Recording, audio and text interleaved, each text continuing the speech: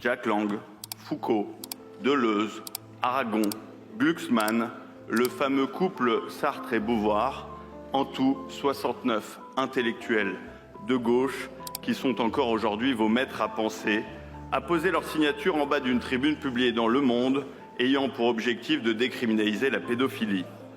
C'était il y a 49 années.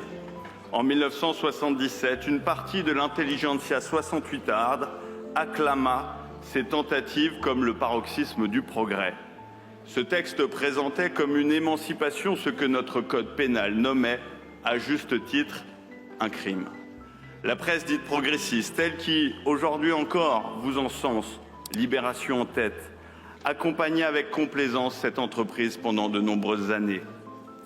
Que dire des agissements et des écrits d'hommes comme Gabriel Maznef et Daniel Cohn-Bendit, leaders invétérés des écologistes français, deux figures de votre petit monde culturel et politique. Vous les avez défendus et élus, acclamés et récompensés quand ceux-ci rapportaient dans des ouvrages publiés des scènes qu'aucune décence ne devrait autoriser à décrire comme des jeux, les actes qu'ils ont eus avec des enfants. Cette histoire n'est pas une calomnie que nous inventerions aujourd'hui. Elle est écrite, signée, publiée et vous poursuivez à gauche aujourd'hui son écriture. Elle appartient à la mémoire d'une partie de la gauche française, celle-là même qui aujourd'hui voudrait nous donner des leçons de vigilance. Depuis 60 ans, vos théories, vos représentations, vos figures baignent dans la plus immonde des hontes, la pédophilie que vous avez tenté de vernir avec le progressisme sacro-saint, tampon de la modernité. Heureusement, rien n'y fait. La pédophilie reste et restera la plus grande des infamies aux yeux du peuple français. Comme l'écrivit Hugo, l'enfant s'appelle à venir et nous le protégerons avec toutes nos forces contre tous les dangers, y compris celui qu'une partie d'entre vous peut représenter.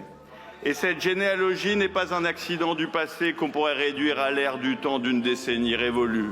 Elle s'est prolongée ici même, dans cet hémicycle, il y a quelques jours à peine, quand 41 députés de gauche ont voté contre l'article 11 de ce texte, celui qui portait à la perpétuité la peine encourue par les auteurs de viols en série sur des mineurs de moins de 15 ans. On nous dira qu'il s'agissait de prudence juridique ou de refuser un prétendu populisme pénal. Je veux croire à la sincérité de chacun, mais je me rappelle aussi de Tom Dubois, ancien candidat LFI, ou encore de Pierre-Alain Cotineau, lui aussi candidat de la France insoumise en Loir-et-Cher, mis en examen pour des viols avec acte de torture sur une fillette handicapée de 4 ans qu'il avait sous sa garde comme assistant familial. Mes chers collègues, nous voterons ce texte parce qu'il contient des mesures utiles et attendues, mais notre vote favorable ne saurait valoir absolution. Une loi qui protège vraiment les enfants doit avoir le courage de nommer ce qui a failli, hier comme aujourd'hui, avant de proposer ce qui doit changer.